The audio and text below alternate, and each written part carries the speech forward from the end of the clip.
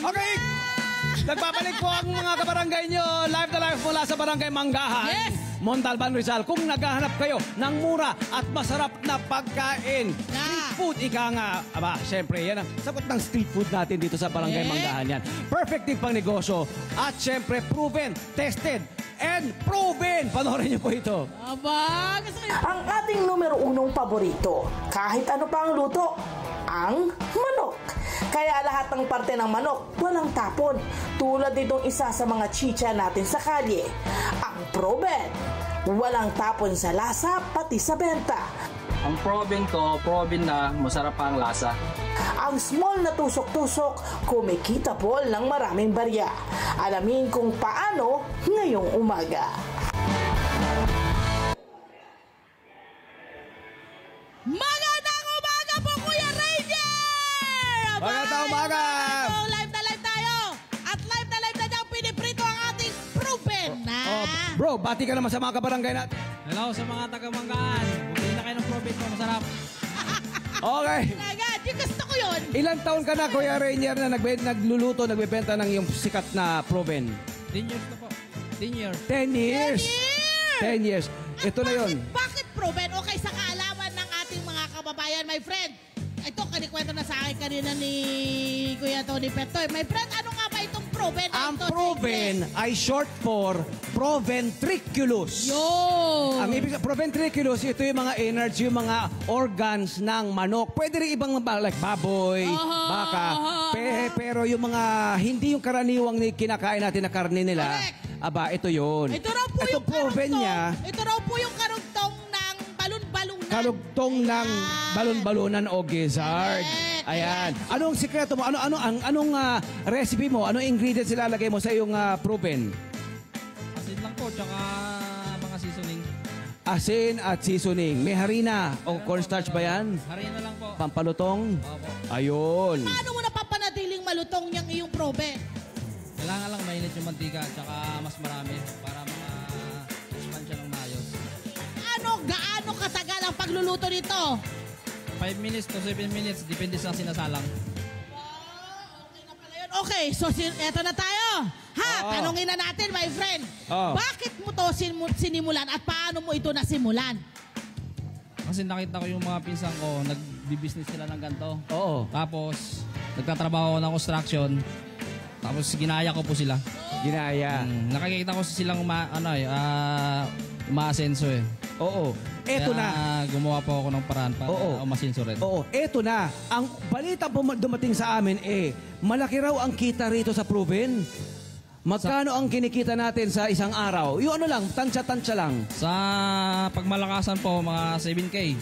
7,000 Opo. Per day yun, per day. Oo. Kapag yung mga kagaya na may bagyo, ganyan, mas mababa siya kasi yung mga tao hindi gano'n lumalabas. Okay lang yun. Pero ito yun, my friend. Oo. Akala mo isa lang ang pwesto niya? Oo. Hindi eh.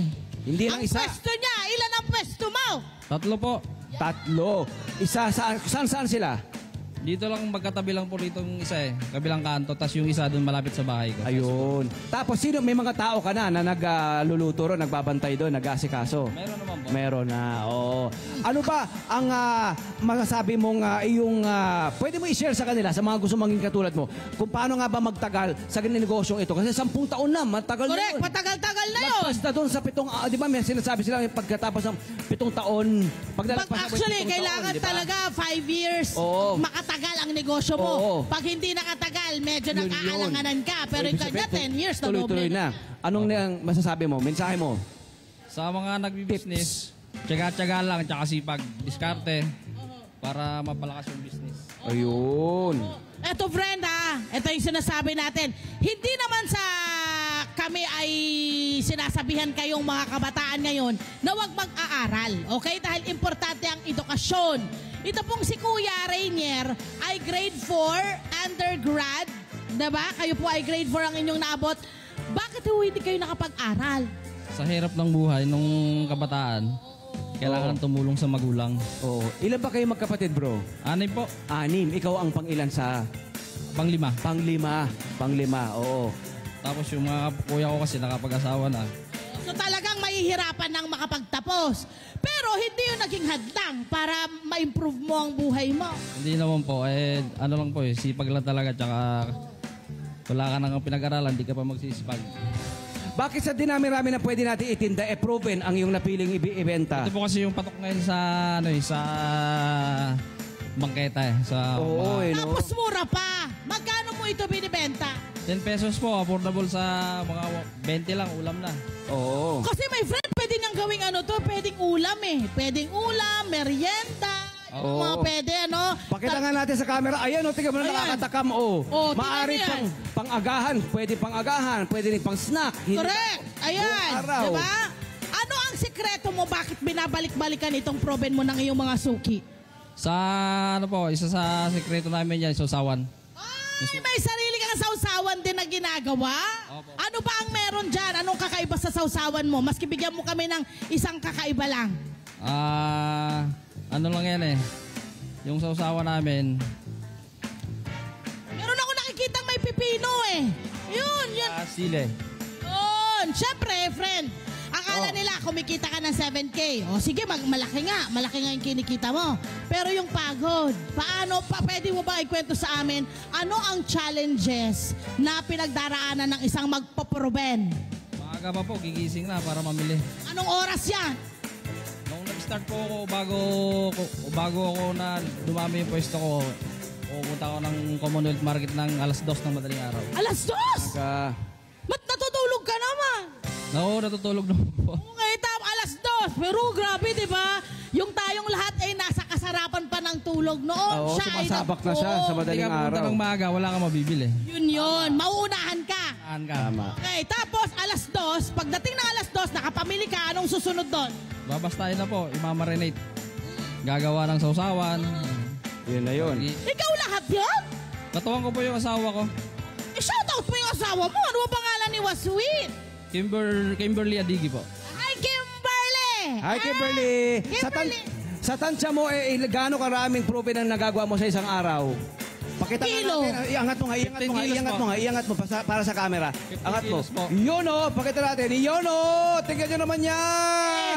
15 kilos daw yan everyday. Ayan, Oo. ganyan. At makikita mo Nakakatakam naman, mo. diba, na napaka... At syempre, kailangan malinis talaga. Ano? Kailangan po malinis para yung customer, bumalik-balikan ka. Oo, at saka Tsaka dapat talaga mahusay, yung- malinis. Pag nagtitinda ka, kailangan presentable ka rin po sa customer. Kasi pag hindi ka malinis, parang atras sa'yo yung mga customer. Oo, syempre, sa pagdating sa pagkain, yung kalinisan ng yung paninda at kalinisan ng taong nagtitinda at nagluluto ay tinitingnan, my Oo, friend. tama, Hindi naman importante. pwedeng Oo. At- madumi ka, tapos Oo. food At lalo na't ito ay proven ha. Innards to, Pinoy. organs to. Kailangan malinis talaga ito. Ano ba ang binago ng buhay mo? Magkaroon sa po negosyong ito. ng dalawang bahay. Ha? Ilang bahay? Dalawa po. Okay, sige. Mahusay. Meron kayong partner? Dalawang bahay. Ano? Dalawang bahay. Ano pa? Sasakyan po. Nakabili Sasakyan. nakapagpunda ng Ano pa? sasakyan. Dalawang motor, tsaka isang tricycle. Dalawang motor, isang tricycle. Ikaw may mga anak na pag-aaral. Opo. Yung isa, yung panganay ko nag-aaral na. Nag-aaral na. Yan na ngayon gusto ko itanong sa kanya dahil siya ay hindi nakapagtapos ng kanyang pag-aaral. Ano naman ang iyong pangarap para sa mga anak mo? Gamit itong business mo na to, ha? Kailangan po nilang makapagtapos para hindi sila matulad sa akin yung Oy, huwag mo ninilito ang sarili mo, pero syempre gusto mo na sila ay may maganda pa. May maraming oportunidad ang Ayan pwedeng yung pamilya lumapit niya, sa kanila. pinapakita niya, oh. Ayun, ang ganda ng mga Di picture! ba? May kita sa lamang loob. Yes, meron talaga. Diba? At hindi biro ang kita. Yan Basta yun. lamang, magsisikap kayo, magsisipag kayo, ha? May halong puyat at pagod. Mayroon po. Paano mo naman inaalagaan ang sarili mo? Siyempre pa, Rainier, hindi naman pwedeng pabayaan mo ang sarili mo. Kaya lang po sa tamang oras, tsaka Natutulog. Pacing. Tulog pa rin. Okay, umpisa natin itusok-tusok ito ha. Kasi Oo. mga kabarangay natin, mga Oo, senior natin, ako na mga bahala ladies. yan. Padapat Gutom sa na, isang gusto ganito. masubukan ito. Apat Okay. na piraso mga nanay! Pasok! Mga lola, pasok kayo rito! Ano bang pangarap mo rito sa iyong negosyo? Pangarap mo bang mapalaki pa ito? Yan. Sana po, lumago pa. Tsaka makilala. Ayun. Oo naman. Kilala na eh. Kaya subukan natin ha. O nanay, mainit-init ha. Ingat-ingat. Pwede nyo isausaw dito. Isang sausaw lang po para One tip lang tayo. Huwag tayo mag-double dip. Walang double dipping. One tip Yun. lang. Very good. Ayan. Tapos sabihin iuwi nyo na kung sa okay, bahay, ha? gagawing ulam. Ayan. Mainit pa. Pagkasarap-sarap. Okay. Masarap. Nung nag-uumpisa ka, nung isa lang ang pwesto mo, ikaw ba ay nagkaroon ng mga challenge na hindi ka rin nabibilhan, wala ka rin kita? May ganun bang klase? Meron po nung una. Siyempre po, pag nagbi-business tayo, naghahanap po tayo ng mga customer eh. Kailangan natin na magtiyaga lang talaga na makakita ng customer. Hindi lang po, tagal din po bago lumago. 2 years din po ito bago lumago ng... Oo. Ano So pa? in short, hindi siya sumuko. Hindi ito sumuko. Siyempre po, nung bago ko napalago ito, trabaho, tapos dito magtitinda ng proven. Okay, dito, sausaw nyo yan, mami. Punta ng tindahan. Okay. Bago ka nagtinda ng proven, meron ka pa bang iba munang trabaho? Anong ginawa mong trabaho? Pwede ba ikwento mo sa amin? Paano, bago mo ito na-discover, anong ginawa mo? Sa construction po ako dati. Ang hirap ng construction. Opo, mahirap. Pwede bang kwento mo sa kanila para lang may idea sila? At least mula mismo sa isang construction worker, malalaman natin anong matinding hirap ang pinagdadaanan ng mga construction worker. Ay, sa construction po, mahirap talaga kasi maaga kagigising. Minsan papasok ko, wala pang almusal. Siyempre, sa hirap ng Tama, buhay. may ganun ano? Oo. Tapos may mga engineer pa na mga salbahe, hindi nakakaintindi dun sa mga may hirap. Palabasa kasi sila, nakakain na pag alis sa kanila. Sa napagdaanan mong hirap, ngayon na ikaw ay medyo, sabihin na natin, naging maayos na. Awa ng Diyos, ha? Awa ng Diyos. Naging maayos na ang buhay mo. Ano yung ibinabalik mo naman sa kapwa mo? Kasi yun nga ang mga naranasan mo, pinahirapan ka, ha? Diba? Ng ilang mga nakasama mo dati sa trabaho sa konstruksyon. Ano naman ang natutunan mo mula sa konstruksyon na ngayon ay ina-apply mo na dito sa iyong business? Yung mga kapatid ko po, tinulungan ko rin silang mag-business ng ganito. Ay, yung mga kapatid ba? Opo, pati yung mga bayaw, ganun. Ano yung iyong parang mga tip? Mga tip na pwedeng ibigay sa mga kababayan natin, sa mga kabarangay natin na gustong pasukin ang isang business? Pagpapasok po tayo ng business, kailangan mahaba yung natin na Pasensya. tsaka- Mahabang PC. Oo, isa pa yun. Kasi pagpapasok tayo ng business, tas uutang tayo, wag po yun. Ay, wag uutang. Kailangan manggaling ka sa maliit lang na puhunan. Magkano yung pinuhunan mo nung ikaw ay nag-umpisa nito? Kasi po ito, medyo expense po ito eh.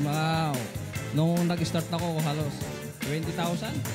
20,000 kasi kailangan mo ng ganito, mga kariton. Gamit. Ito, mahal din ito, my friend eh. Itong Setup na yan, panggas yung gamit. Bago, pinag-ipunan ko muna, unti-unti ko binili.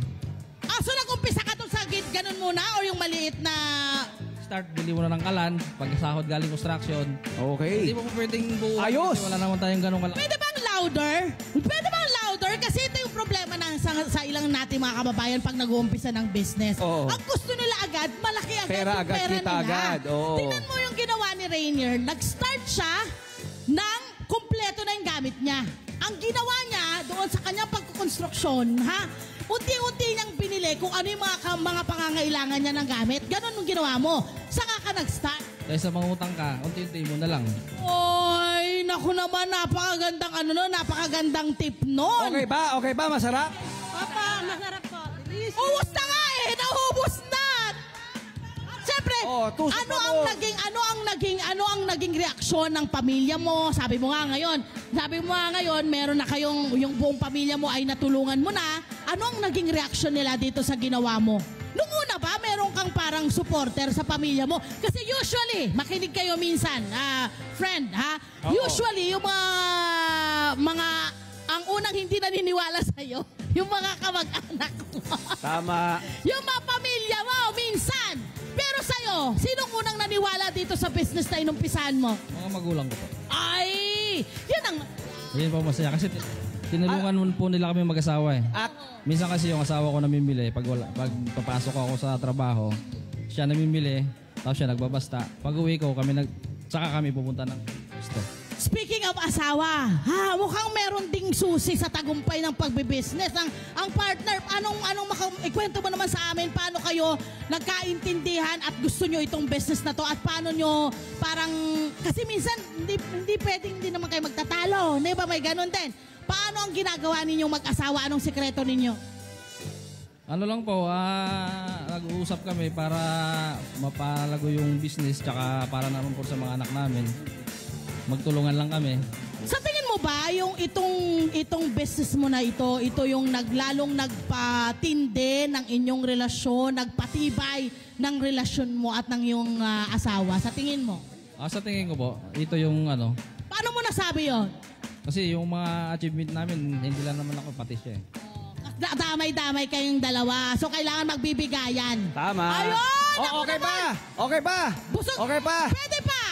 Basta ibang stick ha. Huwag parehong stick ang kukunin nyo. Eto na, may regalo tayo.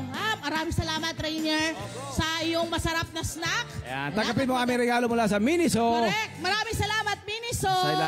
Sana lalo ka maging successful. Correct. Ang pinapatunayan ni Rainier dito, hindi como walang pinag-aralan o Yun.